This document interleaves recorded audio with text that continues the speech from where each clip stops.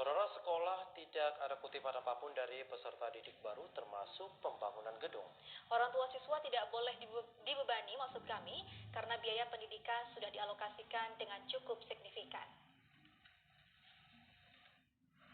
Kepada TVRI kemarin, anggota Komisi 4 DPRK Sofyan Helmi menanggapi adanya beberapa sekolah yang memungut sumbangan bagi peserta didik. Dipastikan Banda Aceh tidak ada pungutan liar oleh pihak sekolah. Jika ada, maka dilaporkan ke Dewan beserta bukti dan aturan sekolah mana yang pungli.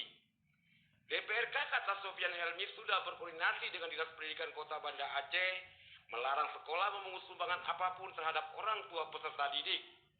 Namun boleh menerima sumbangan sukarela apabila disepakati bersama.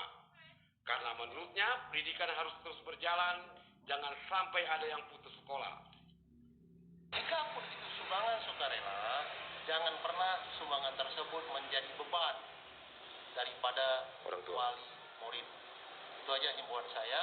Demi pendidikan kita terus berjalan, masyarakat tidak perlu khawatir karena tidak ada pungutan-pungutan liar di sekolah. Jika ada, sekali lagi, mohon laporkan kepada kami.